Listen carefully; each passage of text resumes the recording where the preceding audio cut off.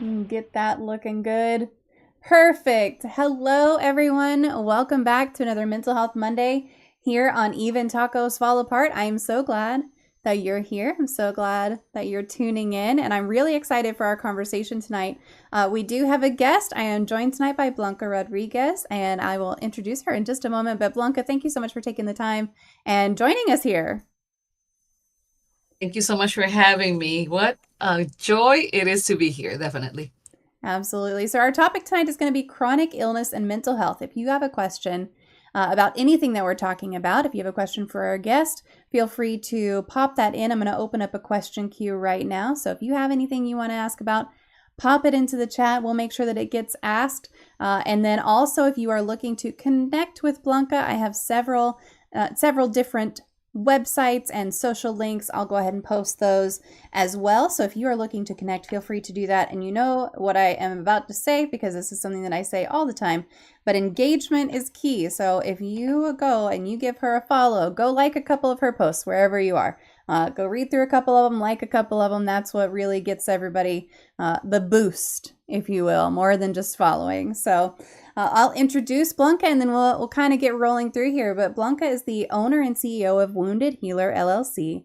She has been a licensed massage therapist for 18 years.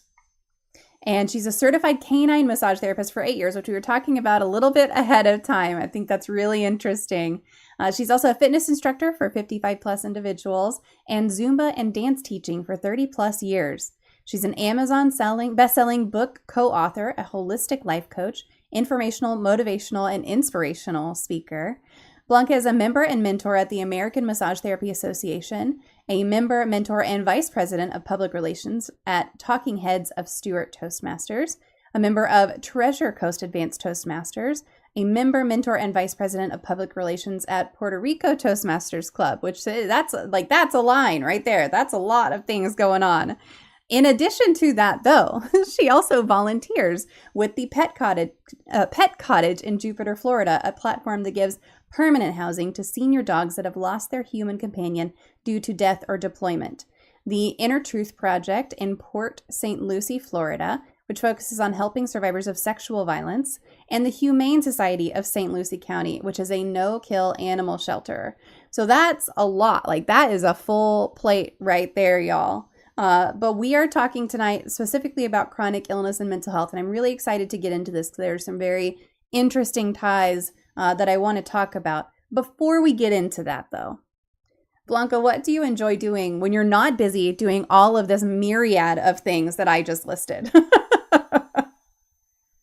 Well, when I am not wearing all the hats that I love to wear, actually, I enjoy the outdoors. I live close to the shore here in Southeast Florida, so I enjoy tremendously sunrises. I go look at the sunrise as many times as I possibly can, and I do a lot of meditation, prayer, stretching, and or just plain to just sit there and listen to the waves, which have this powerful calming effect. I enjoy the outdoors. I've been a very outdoor person since I was a little girl, so that is like my favorite thing to do besides listening to music and watching documentaries and all that geeky stuff. But the outdoors is my first, it's like my most favorite thing to do, definitely.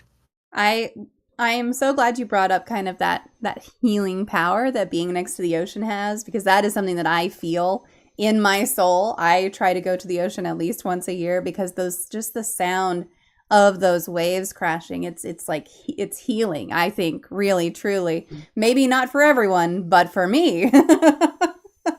For sure. And I could just sit there all day, book in hand, and just listen to those waves and be perfectly content, perfectly happy. It's lovely. So I totally understand what you mean by that. Absolutely. Oh, absolutely. It's just so soothing. And this is the Hmm. thing. I will go to a shore. It doesn't matter if it's cloudy, if it's rainy, if it's sunny. I will just go at least for a little bit and just listen to the soothing sounds of the ocean. Yeah. Yes, yes. I traveled a while back. I traveled to Virginia Beach, but it was in kind of the winter time. And Mhm. that's the best time to go if you're not looking to get your toes into the water, because you can get the oceanfront hotels for super cheap. And so I was traveling for Oh, work, that's great. but in the evening I would step out onto the balcony and you could just hear those waves coming in, even though it was, back That's off so the beach a good. little bit. You could hear them coming in, Mhm. and it was cold, so I had to put on a jacket, but oh, it was lovely. It's like just hearing Oh. that sound is a beautiful, beautiful thing. Absolutely. I love the cold weather. And well, here in Florida it doesn't get as cold as everywhere else, but it does get cold. It does go to the 50s. And when you are in front of the ocean, it feels even colder. I love to do the beach and sunrises when it's cold. I put a Mm. jacket on, and it's typical Florida winter that you have a jacket on, but you're barefooted. So yes, Uh-huh. we love to do that. I love to do that. It's one of my favorite things to do in Florida winter. Yeah, absolutely. Now, as we've talked about, your career spans many, many areas. So, massage therapy and fitness instruction and holistic life coaching and canine massage therapy. What Mhm. inspired you to pursue this very unique and very diverse path?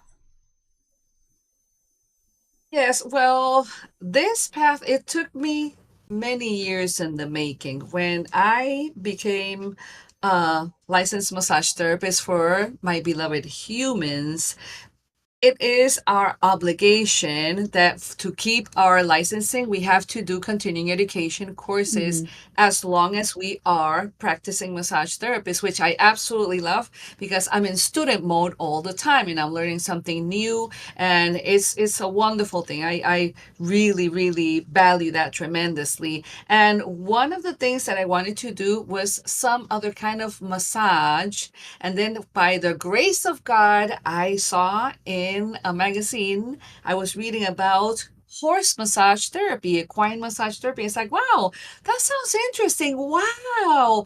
Horses are really big and Yeah. pretty, it can be a pretty intimidating situation. And I say, oh man, I wish I could do something else. And then by the grace of God, here we go again. I find a school for canine massage therapy here in the state of Florida on the West Coast, and I jumped into the opportunity because I have always been an animal lover. Since I was a little girl, I've been surrounded by animals. And ever since I was a little girl, I've been a helper.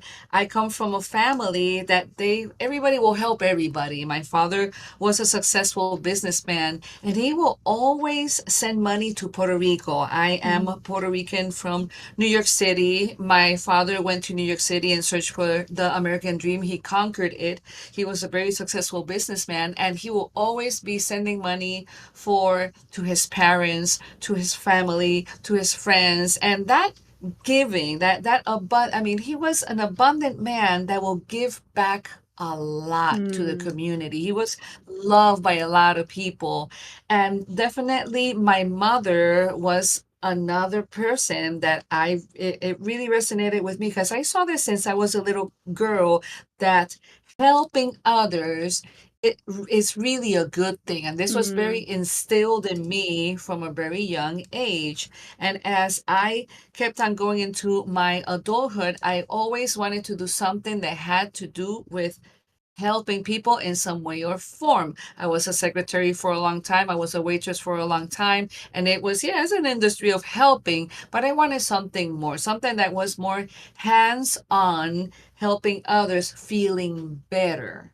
And that's when I found a wonderful school for massage therapy in Orlando when I moved to the US.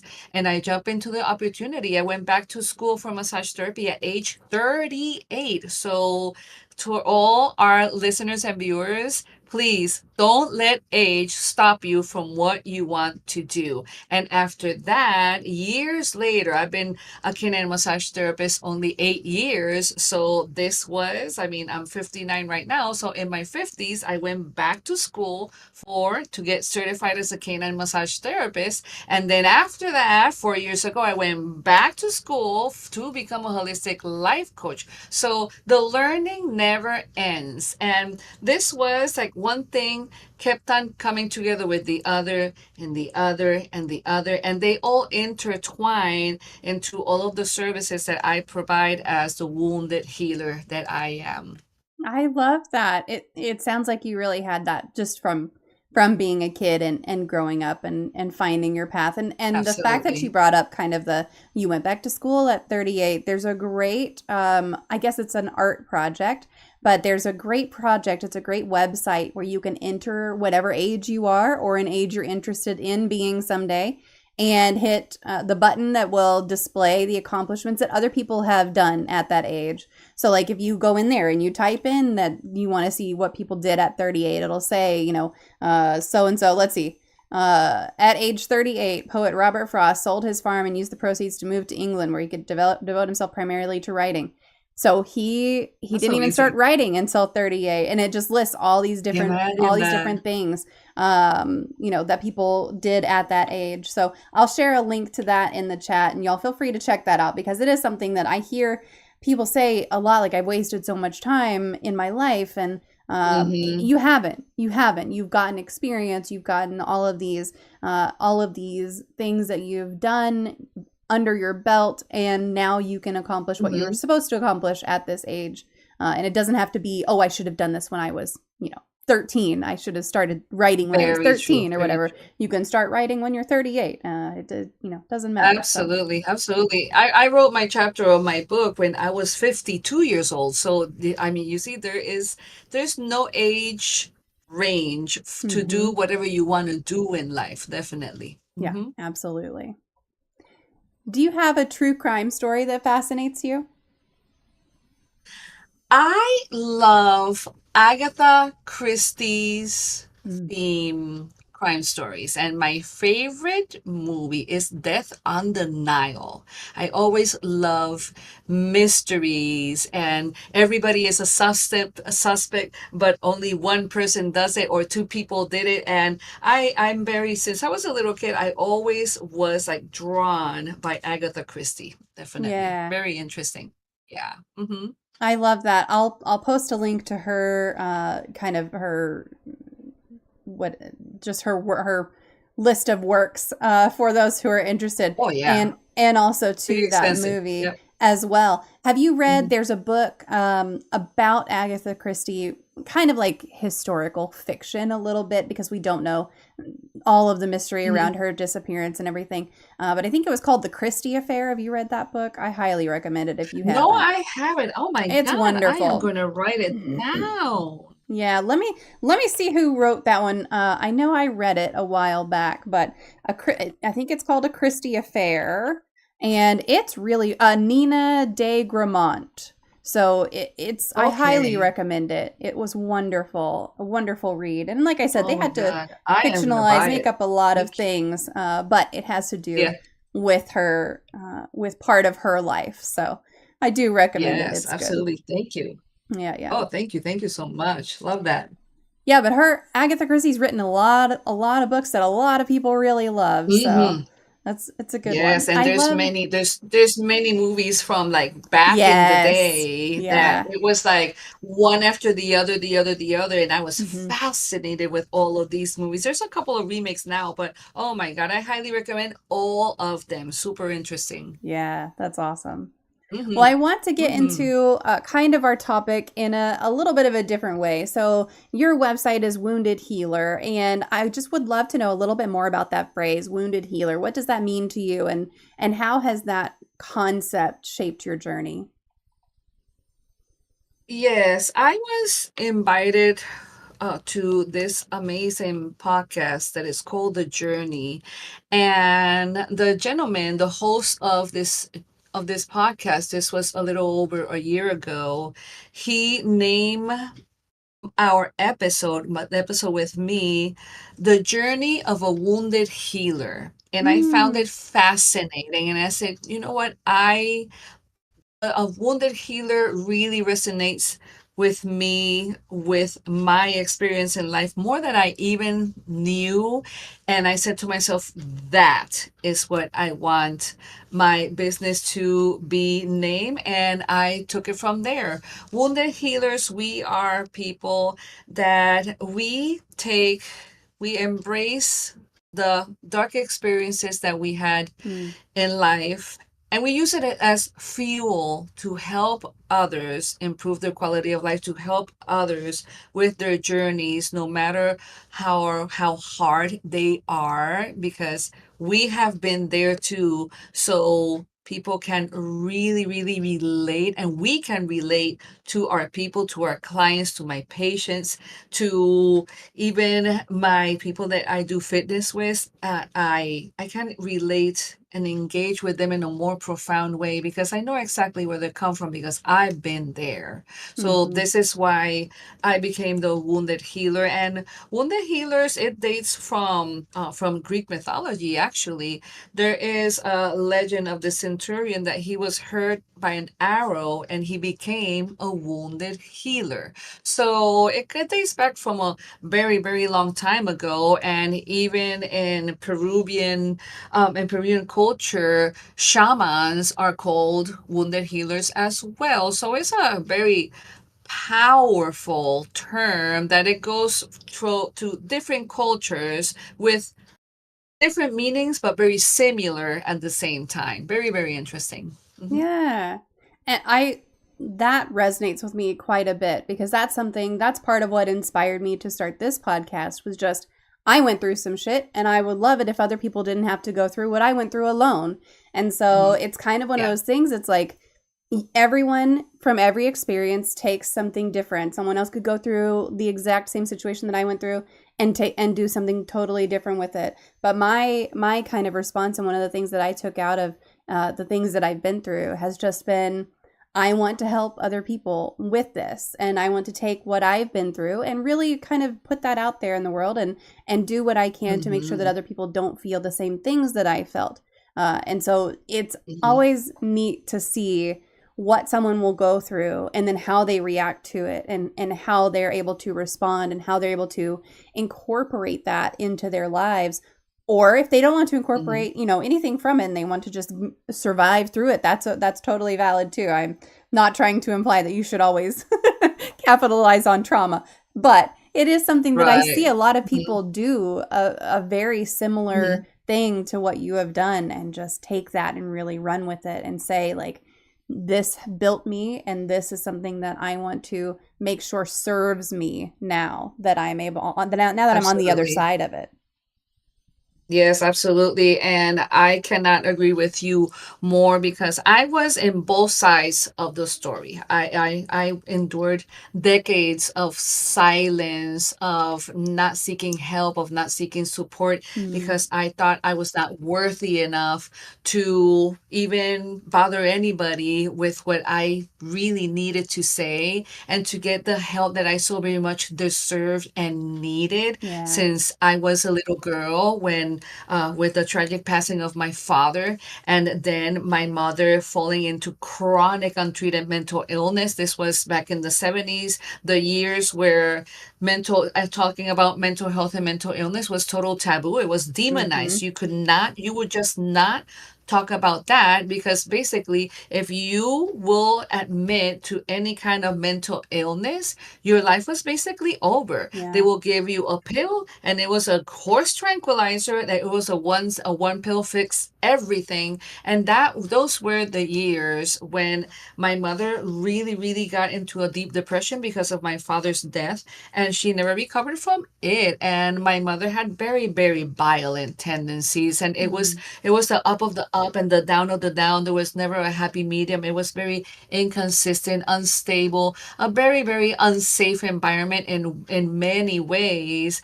But we live, we learn, we grow. But my silence, I thought that, I mean, being in that vicious circle that I was with my silence and being silent and quiet about everything, because I was indoctrinated that way, yeah. starting with the tragic passing of my father. My father was killed in his jewelry store in New York City, Mm, and all everything I heard was, "Shh, you don't talk about the dead. That hurts too much. Don't talk about the dead." And in my 8-year old mind, I understood that since the worst thing that happened to me was the passing of my father, okay, I cannot talk about anything bad. And mm-hmm. it would took me in a downhill spiral for a very, very long time until it was time for a change, and change did happen, and I'm grateful for it. I'm still here because of that. Yeah. 8 years old is Yeah. so young to go through something so tragic. And I know that, Hmm. since then you've really survived and even thrived in life around, in spite of chronic mental illnesses. So, what helped Hmm. you find the will, even though you weren't supposed to be talking about it, find the will to just keep moving forward during those times? You know what? This is the ironies of life when it comes to being with such an important figure, and the only figure that I had, which was my mother. Mm. My mother will always say, you keep on moving, you keep on moving, you keep on going, you keep on going, coming from a woman that she had chronic untreated mental illness. She kept on going to the best of her ability. And when she will keep on saying that over and over and over, you keep on going, you keep on moving, you just don't stop, you keep on moving.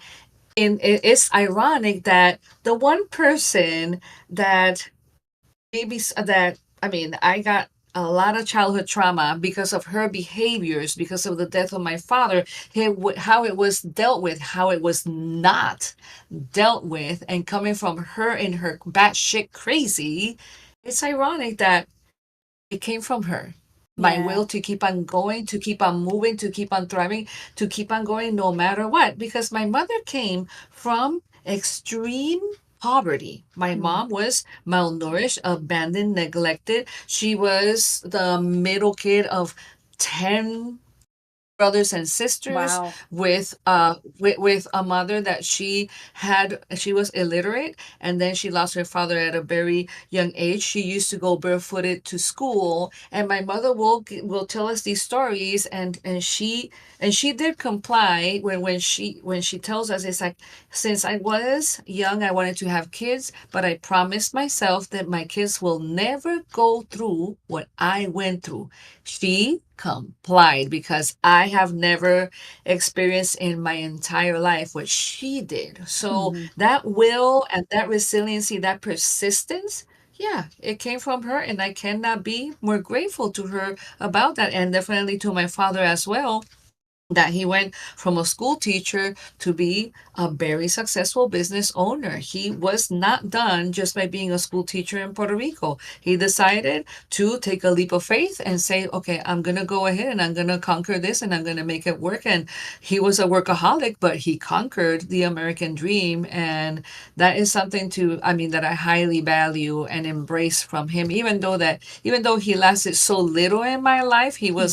He was gone at age 43, gone too soon. But these are things that are never forgotten. So for those people out there that say, oh, the kid is too small, they don't understand, you need to wake up, because the kid understands and absorbs everything Yeah. from their surroundings. So please, please be aware of that.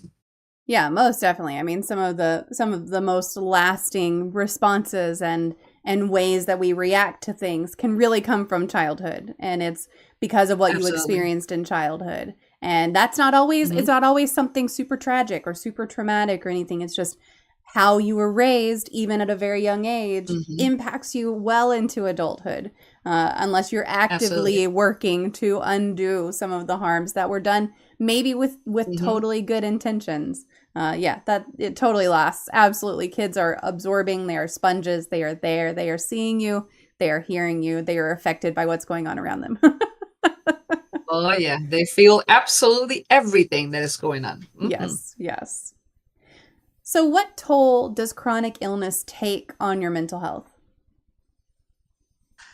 Definitely, it took a great toll. My mother's mental illness, and she wasn't the only one in my family who had mental illness. I had aunties and uncles that had chronic mental illnesses, and they were so-called treated. But back in those days, it was horse tranquilizer. They will either Yeah. become zombies and be sleeping 18 hours a day, or they will be batshit crazy. Mm-hmm. And that is when it will get really, really difficult, really dark moments because I mean, my mother in her own crazy, she would take us little kids to the mental institution to visit an uncle that he Mm. was hospitalized in the mental institution, and us little kids, we will go to the psychiatric ward to visit him. That is something that I will never forget. It's like I remember it like it was yesterday, and I Mm-hmm. was a little 9-year-old girl. Yeah. That's how terrified. That's one of those things that it really can affect you profoundly throughout life. That's how terrified I was. And the lasting effect that I had with living around this environment definitely was self-doubt, low Mm. self-esteem, low self-worth, self-destructive patterns. I was with this PTSD because my mother was a hoarder as well, and in her hoarding, the house was invaded with roaches. So Yeah. I know that I have tremendous PTSD when it comes to roaches. I live in a very clean environment with fumigators coming in all the time because I know exactly what triggers me if I see Yeah. a roach in my house. And it's not that I'm going to scream and go into a frenzy, but when I see many roaches, I know exactly what is the history with roaches, but that's the story for another day. And I Mm. said, not when there's one, there's 20 hidden, Yeah. so no, Oh I yeah. cannot deal with this. So that is just one of these things. My mother's hoarding got me into a tremendous PTSD, and her destructive patterns with us, her violence with us. She was a Mm. screamer. She would hit us. I experienced the guava stick. The guava stick is the most burning stick I ever experienced when I got beat up. Mm. And the mango tree stick and any stick, the slipper, what we call la chancleta. Oh, that slipper will be. I mean, anything that she would have in her hands, and if she was pissed off, and I would, and I. This is the thing. I would answer back and I would talk back. That Mm. is when I really got in trouble. Like I think I was the one who got beat up more than any of my siblings because my siblings will shut up and be very scared. I was fed up with her all of the time. Yeah. But this came from my father's death and her absence in my life when I needed her the most. But Mm-hmm. now that I'm a full-blown adult, I understand exactly where things come, and definitely, forgiveness is really the heart of the matter. That is something that it needs to happen in order for us to move on for all of these traumatic experiences. But definitely, my mother definitely was the biggest causer of my childhood trauma Yeah. without a doubt, because she was dealing with her own demons and she didn't know how to deal with three siblings and her alone, being a widow, losing her husband in such a violent way. So definitely it was the violence of how I lost my father, the Mm. violence of my mother that was the one that stayed behind, and living around people with mental illnesses left and right, extremely unstable environment. All my siblings and I, well, all of us three grew up around it, and it definitely impacted us in very different ways. But me, as being the youngest of three, my word was not valid for anything. My Mm. word was worth nothing. I was a little kid. You shut up. You talk when the chickens pee, and you just go to your room. And if you're gonna say something, I'm gonna bring that stick, and you're gonna see what's gonna happen. So Yeah. it was, around that kind of environment. And yes, when my mother was in a good mood, she was a very loving person. She took care of us, especially when we were sick. She would never leave our side. She was very, very gentle and very caring, but it was always temporary. It was not, it was always short lived, the loving times. And she was a very adventurous woman. We went to many places. We traveled a lot. We would go to camping. So that good side of her really did shine. But unfortunately for her, it was overshadowed by Yeah. her illness. Very, very, it's very, very sad. Very sad, definitely. Yeah. You mentioned that you and your siblings had very different reactions. Did some of that go into adulthood as well? Do you each have kind of the different ways that you've dealt with it as adults? Can you give some examples of that? Oh yeah, absolutely. In my case, my silence and my low self-esteem, low self-worth, Mm. it really pushed me to self-destructive patterns. I did a lot of drugs, a lot of alcohol. I was jumping from person to person. I was looking for validation on anything and everything with anybody. I was looking for a figure that was more stable in my life. I was looking for stability in my life because I didn't experience that kind of emotional stability when it came to a male figure, specifically a male figure. Mm. I was really yearning for that. And I definitely got into the worst possible relationships because I was repeating the generational trauma of violence. So, specifically with the father of my kids and ex-partner, he was a drug addict. He experienced tragedy. I mean, his brother hung in himself, and he was a Mm. drug addict. And with drug any kind of a drug addiction and alcohol addiction, the root cause of the addiction is not really the addiction. It's something much more profound than that. And all of, I mean, in my case and thousands more cases that I do know up close and personal, it is all trying to numb the pain and Mm-hmm. trying to forget at all costs. I mean, let me numb the pain and let me not think about it, let me not think about it. And that is definitely most of the time the root cause of any kind of addiction. But I was not only with addiction to drugs and alcohol, I was addicted to violent relationships Mm. because I was repeating this repetitive habit, and habits are difficult to let go of, but they're not impossible to let go of. And the same way we let go of a habit, we can build new habits with hard work and dedication, of course, getting out of our comfort zones.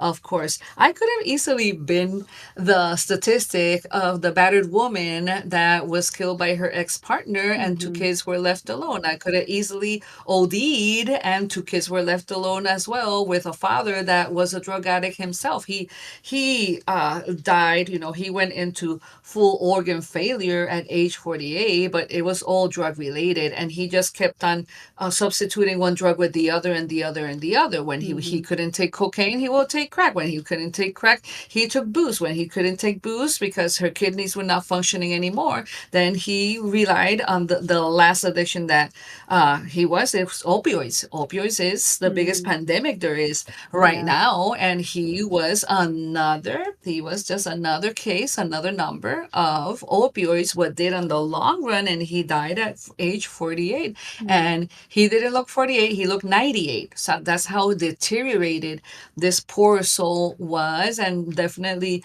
we exercise a lot of forgiveness to each other, and that felt like freedom to me, Mm-hmm. because forgiveness really is the heart of the matter. When there is forgiveness from the heart, not forgiveness from the mouth, because anybody can say, "Oh, I'm so sorry," but if you don't mean it, it's worth nothing. It's Yeah. nothing. It's shit. It's nothing. But when you really mean it and you move on and you really exercise change, that is when forgiveness is for real. And definitely is something that once I started really practicing forgiveness, forgiving myself for a start, for all the dark seasons that I endured, for everything that I self inflicted on my own. Nobody helped me. I did it all on my own.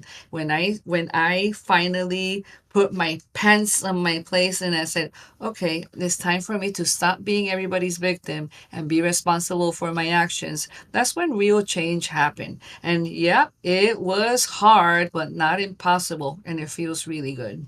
Yeah. Yeah. If you could go back and give a piece of advice to your younger self, what would it be? Be patient. Don't do it alone. Mm.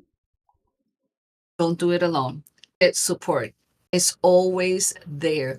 Go to your favorite people, your favorite uncle, your favorite auntie. I know who those two were. I mean, they're not in this world anymore, but I know exactly which auntie and which uncle I would have gone to for Mm-hmm. help. So yes, definitely to that little 8-year-old girl when that she lost her father, and a year later she was sexually abused, and she kept silent and silent and silent. I definitely will tell to that girl, don't do it alone. Go to Uncle Junior and Auntie Lianel. Go to those two. They will be there for you no matter what. Yeah. Definitely. Yeah. Mm-hmm. It's really common to feel like you have to go it alone. It's really common to feel like you don't want to Mm-hmm. burden other people. It's really common to feel like Right. other people are going to you're going to admit to what you've gone through, and they're going to find a way to make it your fault, or they're going to, Yeah. they're going to somehow take the other person's side, or there's all kinds of things that go through your head. But honestly, like, Mm-hmm. not going through things alone is something that is so hard to start to understand. But then once you do, it's like, why did I not do this sooner? Why did I not reach out sooner? It could have been, Right. it just helps you Mm-hmm. so much. But it is really hard to take that first step and to say, yeah, Yeah. I'm going to Yeah. talk to my favorite uncle. I am going to talk to my favorite aunt about this, and not go through Mm-hmm. it alone, for sure. Yeah, and once we do that first step of seeking support and actually receiving it and actually having that profound conversation that has been waiting decades in the making, it's a beautiful experience. And definitely when I experienced that for the first time, I never looked back. I said, okay, Mm-hmm. I tried to be functional, so-called functional. I was like, I had a facade that Mm. I had my stuff together, that I knew exactly what I was doing. And it was a facade because in the deepest of my soul, I was just a lost soul with a broken heart for a very long time. I just will numb myself to it, obviously, with everything that I did. But once I found that support, I never stopped. After that, I went to counselors, psychotherapists, group counseling. I will go to groups. I will go to meditation groups. I went to yoga groups. Oh my God.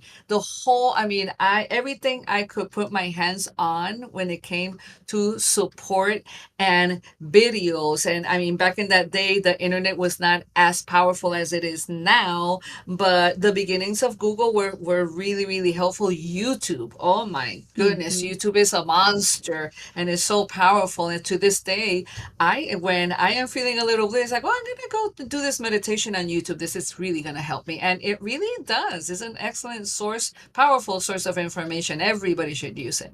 Yeah. Definitely. Yeah. Hmm. Hey, 488, how are you today? We are talking about chronic illness and mental health tonight. But Blanca, you've mentioned forgiveness a couple of times, so it really seems to be a core value for you. How has Hmm. forgiveness played a role in your healing, and how do you help guide others who maybe are resisting that idea? How do you help guide them towards it? Definitely in my relationship with my mother, that was such a difficult relationship, full of like ups and downs, more downs than ups. It was very hard for me to forgive her because she will say I'm sorry, but she will keep on repeating the same pattern Right. over and over and over. And I was like, what the hell are you telling me I'm sorry when you're still doing the same crap on me?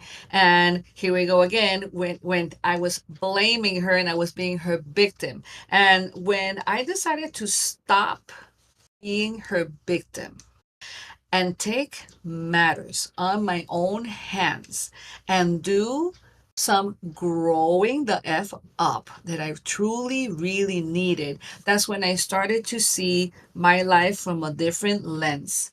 And to me, forgiveness started with me, Hmm. from me, myself, and I. It was time for me to stop blaming the world for my calamities and my horrible actions. Take, take responsibility for what I have done in my life and accept that change is possible only if I pursue it with everything I am. And the first thing I really needed to do was exercising some forgiveness for my actions, for doing all the things that I did to myself and to others along the way. And then after that, everything just started really falling into place, because when we change our mindset, our lives really do change. I follow this inspirational speaker. He's very old school. His name was Jim Rohn, and he used to say, "Life does not get better by chance. It gets better by change." And that had a profound effect in me to this day. And when I'm wobbly, when I feel weak, I said, okay, let me remember the words of this powerful man, because they're absolutely true. And when my mother stepped forward, she has advanced stages of dementia right now. She's 93 years old. She's an old lady. She is like really going downhill. And I go to Puerto Rico to visit, to take care of her. I do it from the eyes of compassion, of empathy, of love, of forgiveness, definitely, because otherwise I wouldn't be able to see her eye to eye Yeah. otherwise, and I wouldn't be able to give from the heart. And when the one of the last times that she asked for forgiveness, she was a tired woman entering into full dementia. And I told my mother, "It's okay, Mom. I forgive you, and I hope you forgive me as well." And definitely that was a game changer for me, because the wounds are not our fault, but the healing is our responsibility. We are responsible for what we want to do in this life, to step into our power, to make things better for us. And once we make things better for us, the rest will follow. It's unavoidable. And I mean, that's just why forgiveness for me is so powerful. It's Mm. so liberating. It takes you to a whole different world. You will see things from such a different perspective. It's an incredible journey from being this woman that I wouldn't forgive my mother.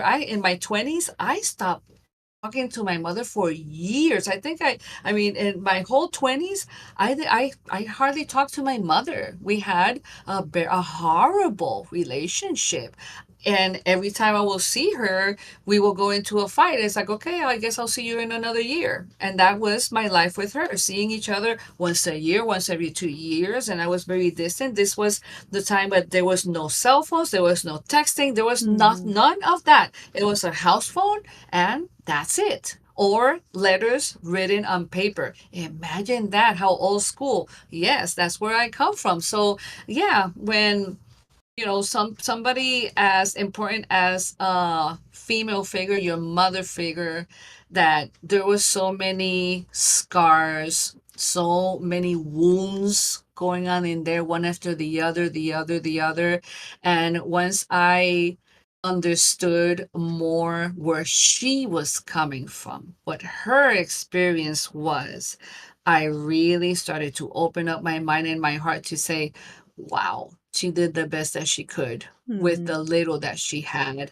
And still, she instilled in us being hardworking people. Still, she really taught us to keep on going, to you persist and you keep on going and going and going, and you're not going to give up. That was like all my mother, because my father, he lasted a very, very short time in our lives. So that Yeah. was all my mother. And it's something to be appreciated, and I value it, and I honor her tremendously to this day. So this is the story of my mother and I being in a horrific relationship for so many decades, and then turning it around, exercising forgiveness from the heart, and the rest really did follow. And it's sad, because with my mother, I went back in August to Puerto Rico to take care of her.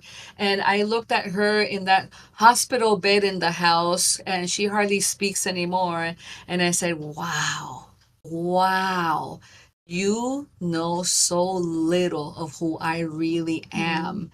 And these are lessons that I take very seriously, and I turn it around. It's like, okay, I learned from my mother to be an open communication mother of my kids. I learned from my mother that if I messed it up with my kids because I had my own dark seasons and they were directly involved, I learned from my mother to approach each kid and say, hey, I am so sorry for messing it up and fucking you up and Mm-hmm. fucking with your head because I was the loss, but now I am not anymore. And we are here to grow together. And I'm very thankful that I have a beautiful relationship with my kids. Total open communication. We love each other. They are full blown adults. They don't live with me anymore and they want me in their lives. So it's like, Mm-hmm. damn, I did something good here. I did Yeah. something right. And they're wonderful, wonderful human beings. And definitely I honor them tremendously too. But I learned from my mother's much more than I bargained for. That is Hmm. for sure. Yeah. Hmm.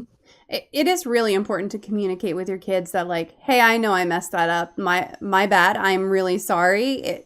Here's what Oh was yeah. going on. Like that doesn't make it okay, but you need to understand some things around whatever it was. And my bad. Like I'm human. I am also human.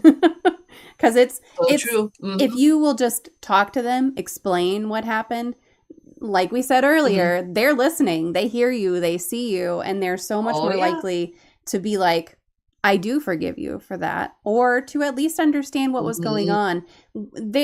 Kids are smarter than you give them credit for. Just communicate. Just Oh tell them yeah. what's going on. And it's so much better, so Hmm. much easier.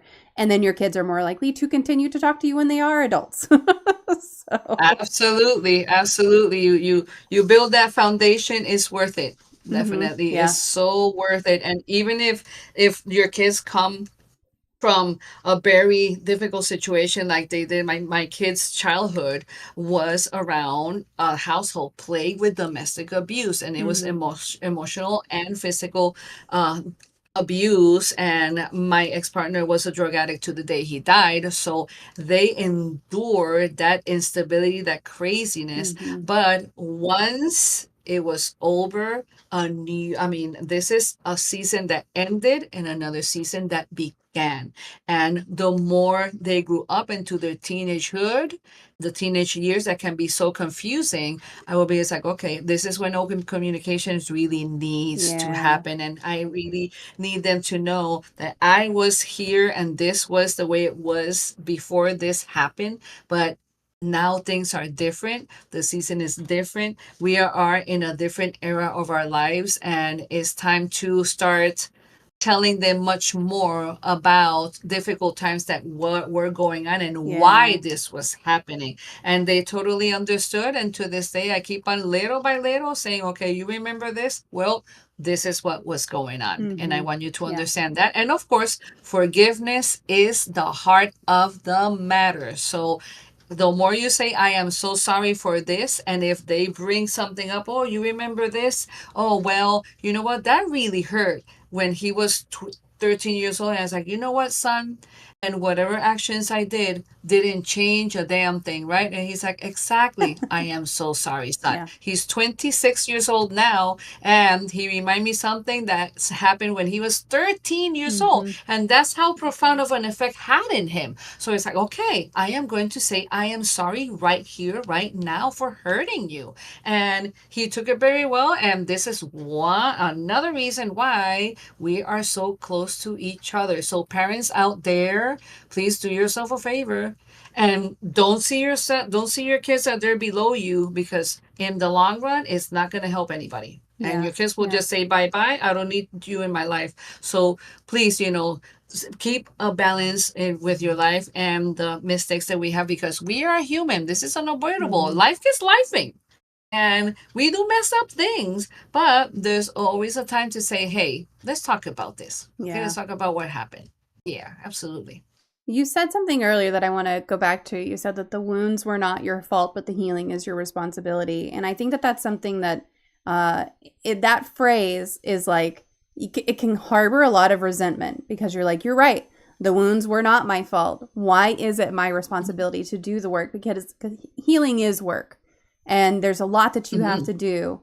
But when it comes to forgiving yourself for things that you went through or your reactions to things, in the instance of your kid, whenever they're 13 and you do something and you don't remember what it was, but it clearly had an impact Hmm. on them because they remember it 10 years to 13 years later, clearly had a huge impact on Right. them.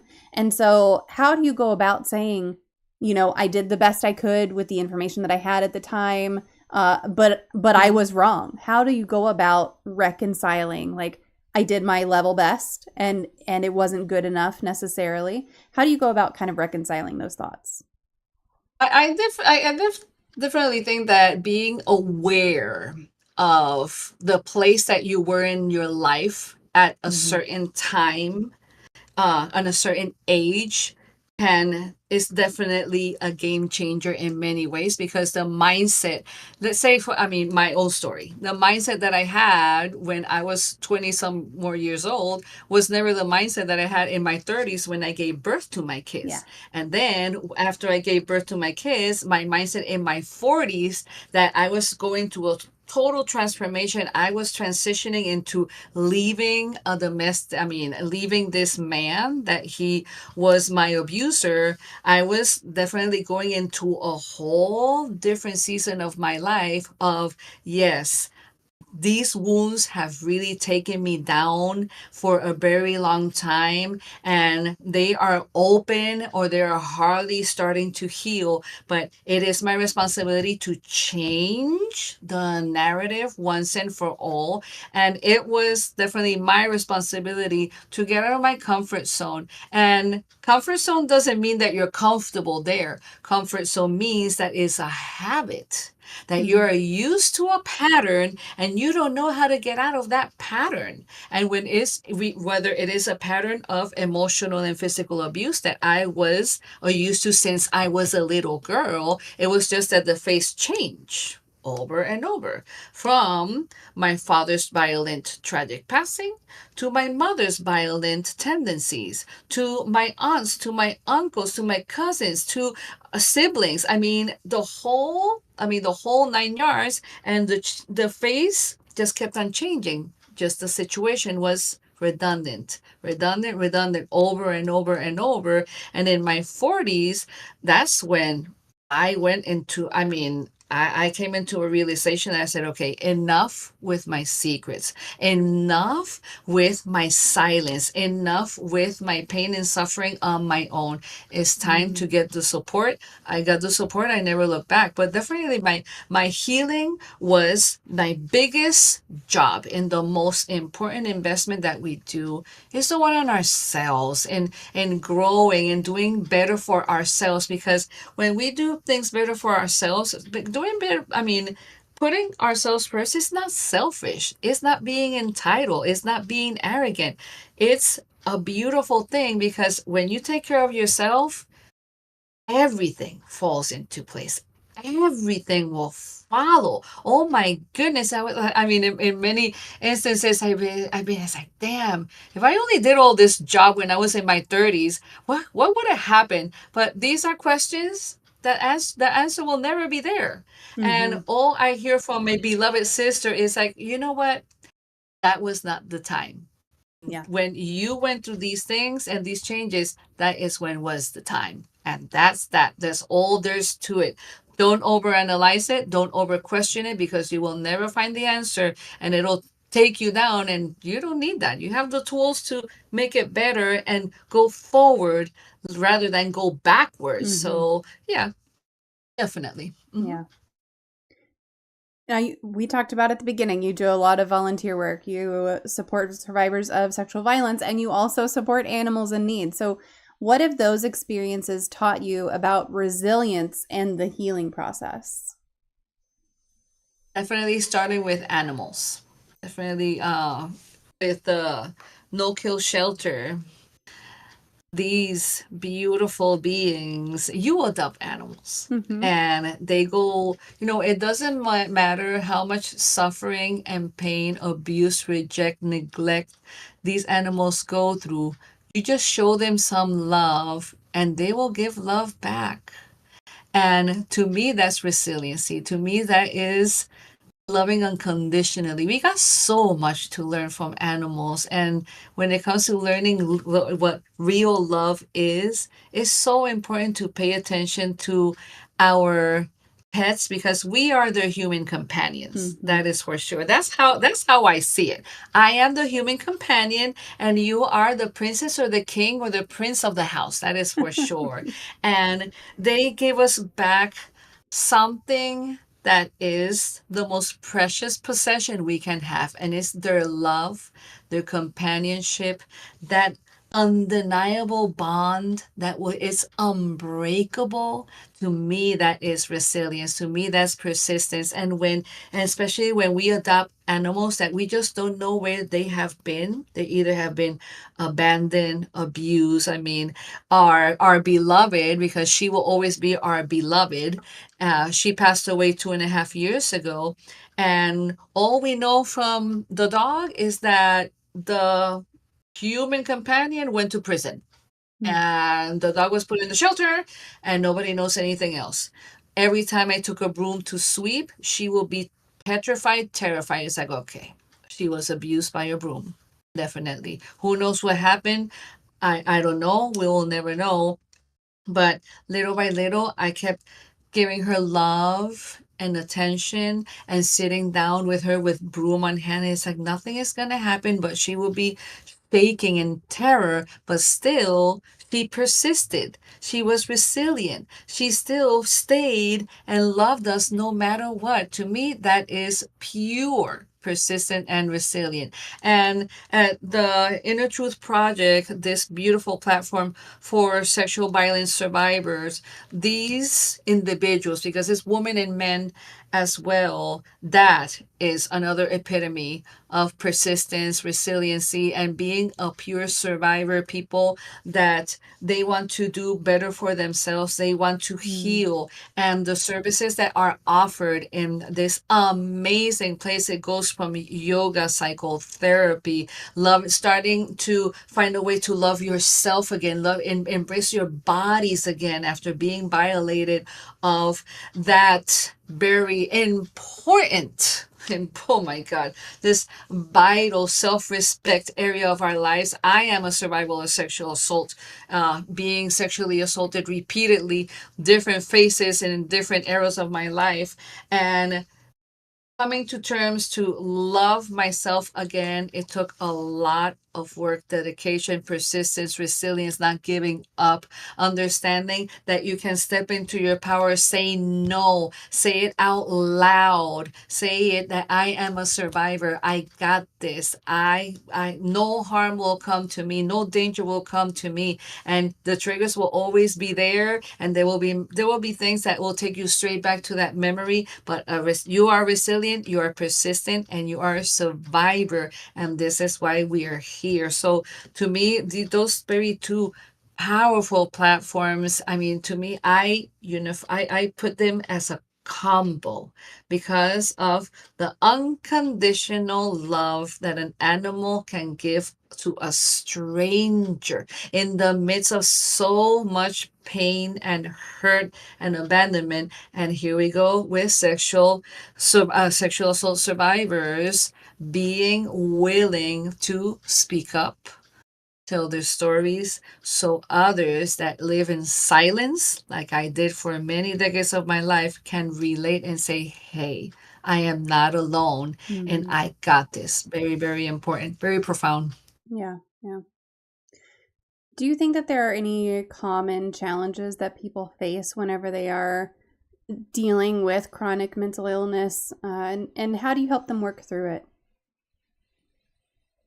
Definitely when I work in two different facilities for drug addiction and alcohol abuse. I was doing massage therapy there for 3 years, and there's a lot of mental illness going on, a lot of PTSD, a lot of veterans from the armed forces were there Mm. with alcoholism issues, and the root cause is not really the alcohol, is whatever they went through with their traumatic experiences. And the thing that I have done the most with, I mean, tens of thousands of people that I have worked with that they come from chronic mental illnesses is that don't be ashamed of where you come from.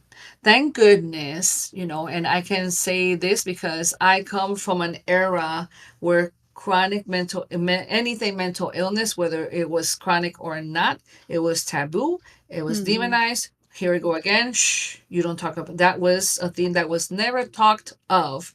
And fast forward to this day, still there's a lot of work to do, but a lot has been done. Mm-hmm. And it is much more in the open. It's not as demonized as it was before. And this is something that to me is just phenomenal.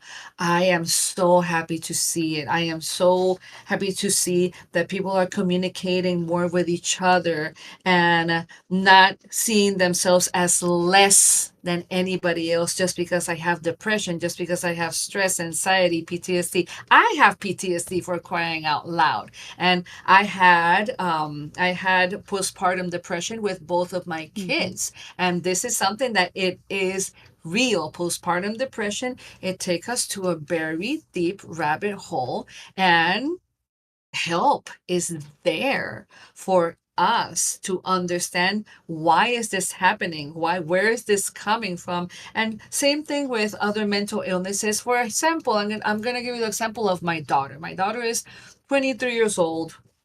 She is an engineer. She is extremely successful in her professional life. She went to college. She graduated with honors. Oh my God, the whole shenanigans. Wow, this girl has everything going on with her.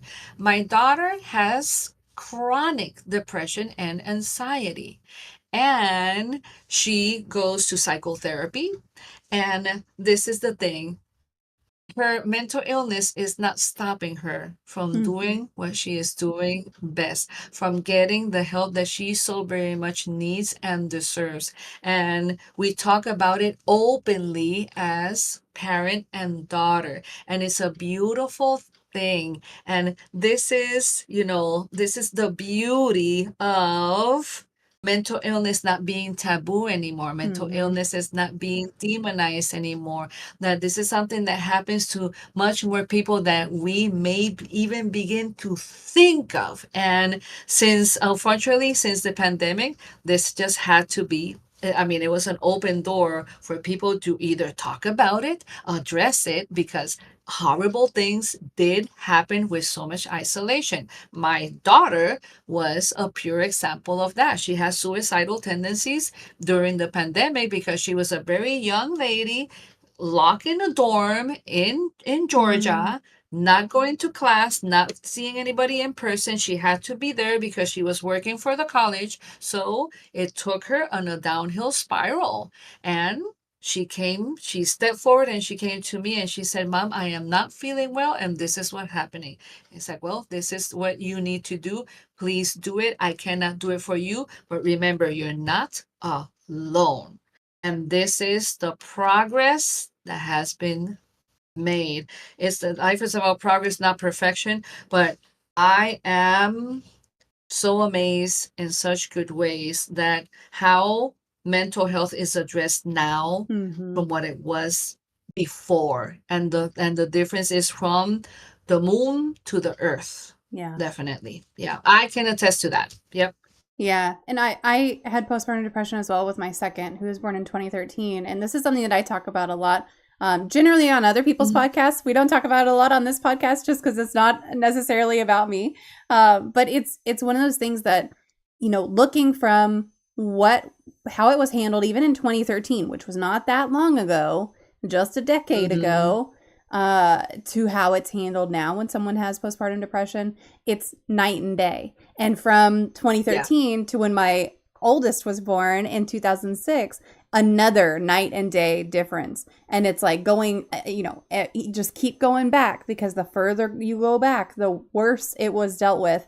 And the further Mhm. we get, the better and better it is because people are talking about it and Absolutely. people are being open about it and people are being honest about what helped them and what didn't help them and those kinds of things. So yeah. Mhm. Yeah, talking about it makes a huge difference. And again, that goes back to those relationships with your kids too, where you are open and honest with them. And that means that they can be open and honest with you. That is so critical. Mm-hmm. Yes, without a doubt, definitely. And it's just like you said, it's like you go back to 2013 and then go back to 2006. That was Hmm. not so long ago. Nope. Can you imagine going 30, 40 years Yes. back, Yeah. 50 years back? I'm 59 years old. I'm going on 60 next year. And it's like this is something that I've been seeing my Yeah. entire natural life.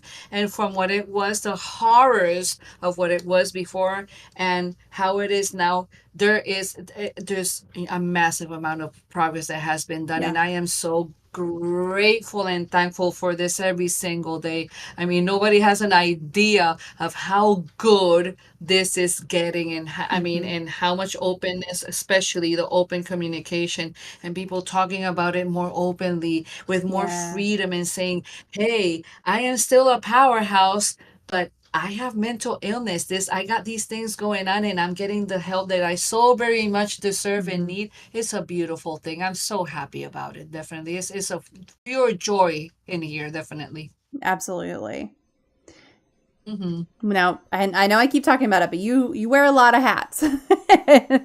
You do a Yes. lot of things. You're volunteering, you're doing your work, you're a mom, like all these things. So, with such a wide range of commitments, how do you balance caring for others while still taking care of yourself?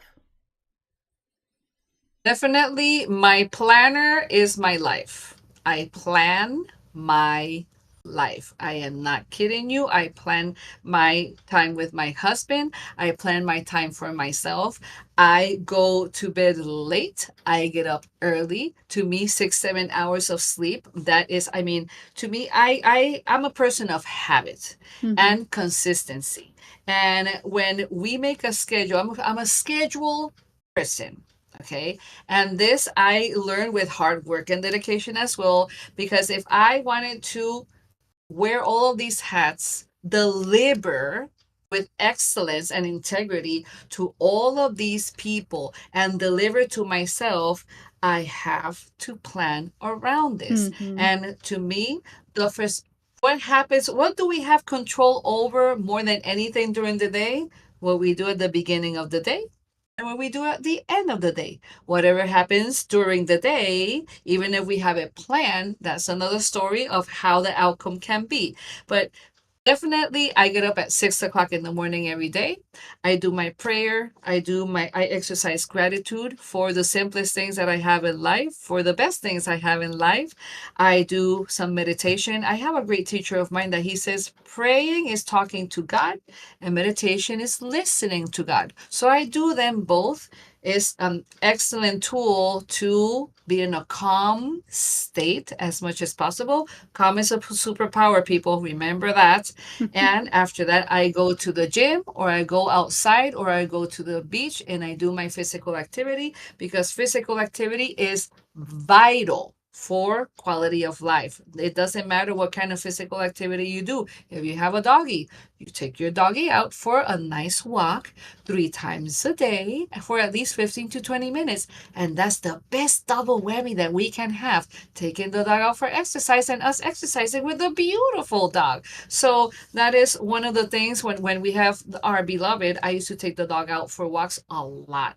So I'm really very much into physical activity. I'm a Zumba teacher, and this is something that I love, that I do it for fun. And the best thing is like, okay, I get paid for it. Hell yeah, bring it. So I do a lot of physical activity, and definitely I schedule my time with my husband. I schedule my time for my rest. And since I wear so many hats, I definitely schedule my time accordingly so I can take rest before continuing with my day. Here right now is 10:41 p.m.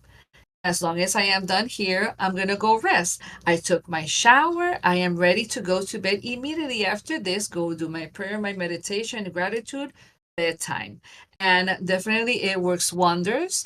The one thing that I do is eat earlier my dinner, so Mm, my digestive system is not in full function, because when yeah. the digestive system is in full function and you eat late, you won't be able to fall asleep, especially with women in menopause like myself. Okay, so just being aware and very mindful of how we schedule our time is very important. So I'm definitely a scheduled person. I don't go anywhere without my planner. And yes, I'm old school, so yes, I have it all in a book. So planning my day, planning my week, I plan a week ahead, and I go accordingly, and I go around all of these things that I do. So yes, I find beautiful harmony. And yeah, some days can be, it's like, wow, this is a little too much, but it's definitely the minimum. I always find Hmm. time, especially finding having that time that is very important. You gotta have time for faith, fitness, family, fortune, and fun, definitely. And to me, time with family is equally important as everything else that I do. And time for myself, for my alone time, me, myself, and I, is vital for Hmm. my own quality of life, so I can relax and really disconnect from all of my surroundings, having my alone time.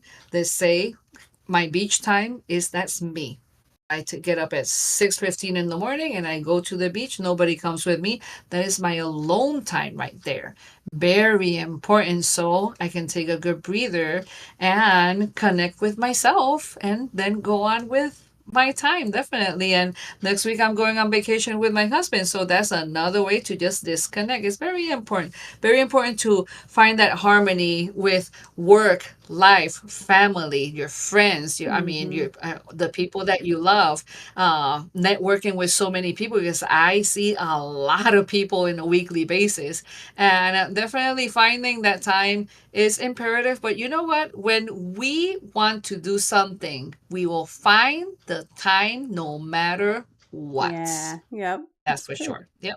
Hmm. Now, are you Yep. is it like a bullet journal type planning, or do you buy a planner where it's got each day and that kind of thing? What kind of planner are you? Yeah, I buy a planner that have each day, and then Okay. on each day starts at 6 o'clock in the morning, Mm-hmm. and it ends at after 9 o'clock at night. And this is on half-hour blocks. Mm-hmm. So I use a lot of the Pomodoro effect is in 25-minute blocks, that in 25 minutes you can do a lot. Yep. So I use a lot the 25-minute Pomodoro effect, and it's really really effective. And the friend, this planner is from Freedom Mastery. So this planner, it has blocks for your gratitude, your meditation, exercise, and to put whatever else that is important for your daily life, but for yourself. And Nice. then going on with everything else that is done during the day. But yeah, it's a phenomenal planner. I've been using it for over 3 years already, and it's really, really effective. It helps to keep me on track Yeah. with the things that I want to do. Yeah, Yeah. Work. You absolutely. got to find Mhm. what works for you. 100%. Oh yeah, absolutely. Remember, your journey is yours, and Hmm. definitely what works for you, that's what matters. But I have a mentor that he says, when you fail to plan, you plan to fail. So do yourself a favor, start planning your life a little bit more, and be more, and you will be more effective without a doubt. Yeah. Yeah. So we have a Hmm. great community question. This one comes from Bite Mark. She would like to know, what is your favorite poem? My, you know what? There's a my favorite poem. I don't even remember the name. I got your heart in my heart. It's a beautiful poem. I haven't read it in a long time, actually. I am much more into phrases, important phrases that Hmm. famous people say um, during in different times in life. Uh-oh.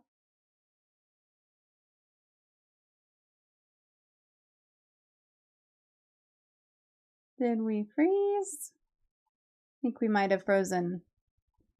Let's see.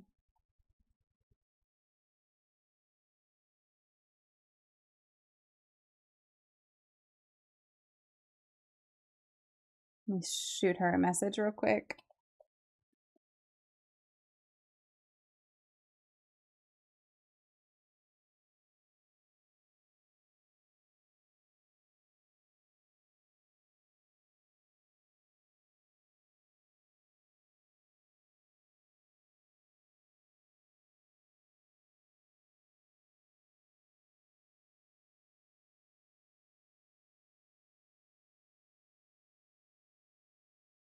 Hopefully it's not me that's frozen. I'm going to try to get a reconnect here.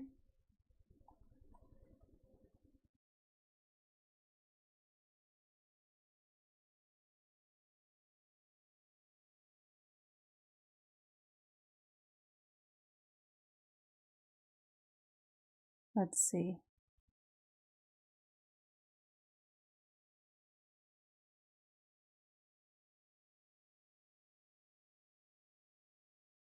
Everything looks like mine is still going. Well, we might have lost Blanca, but I think we had a really, really good conversation. So if I can get her back on, we'll continue with the last couple of questions. We were kind of just missing the life hack question and the magic moment question.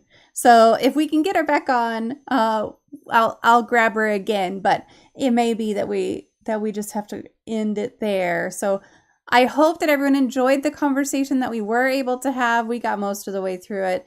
And I mean, Blanca's story is just so powerful, and she's been through a lot in her life. So hopefully we can get her back to answer this last couple, but no big deal. If not, I hope that y'all enjoyed the conversation, and I'll let you know if I get her back. You know, I'm going to go ahead and take a short break and see if I can get her back. So stick around. If I can't, I'll be back anyway. So stick around either way, but I'll be right back.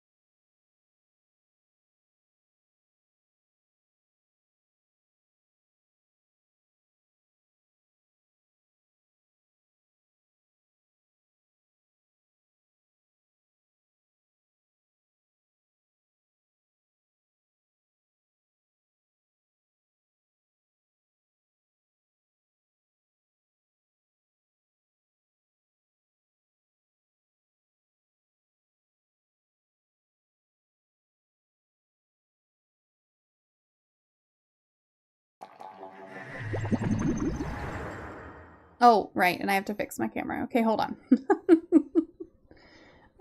It's this one. Deactivate, activate. Let's see if that makes it work. Yes, okay. I sent her a note. It seems like maybe her internet dropped or something. It was very sudden in mid sentence, so I'm assuming her internet just dropped or something like that. It looks like everything on my end is healthy and good. So shit happens. It's okay. And I sent her an email, and if we need to reconnect, we'll reconnect. We might record it offline. She might send me some stuff and I'll just like add it via editing later whenever I publish it to the podcast. So we'll see. Speaking of podcasts, guess what I haven't done? I haven't done, well, okay. So tomorrow's episode that comes out is with Dr. Allison Battles. It's on trauma recovery, growth, and expanding perspectives. I have recorded the intro and outro. I have done 0 editing on the podcast episode. So I need to do that tonight. I might go ahead and open up Civilization for a little bit just in case Blanca's able to rejoin tonight. I don't want to like end and then restart and all of that. But if I switch over to Civilization and play for a little bit, like I think that could work. If she comes back on or something like that, then we could just switch back over to that. So I'll play for a little bit and then y'all, no lie, I've got to end early today. I'm so terrible at ending early and being like, yes, I'm done. Because all I want to do is play. All I want to do is play. That's it. I was talking with my family this weekend a little bit, and my dad was like, when do you have time? When do you have time to game? And I'm like, Dad, I set aside time, literally set aside time in my schedule. Blanca was talking about planning. I have Mondays and Wednesdays, Monday after the interviews, Wednesday evenings are set aside specifically for gaming so that I don't lose my ever-loving mind. Because you do. Sometimes you have to build things in, especially when you have kids, especially when you have a job, like you've got all these things going. You have to set aside time to do the things that bring you joy. So even though I have done no editing, I'm going to use the excuse of, well, Blanca might come back. So we'll go ahead and use that excuse and switch over to continuing pursuit of potatoes, which is very important, of course. We'll get that achievement one of these days. One of these days, I'm gonna. Okay, but we were getting close to bombers. If I remember correctly, we were getting very close to bombers. All right, so let's change this. Let's say Happy Mental Health Monday time to.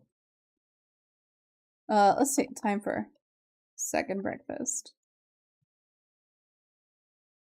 Because that's cute and fun.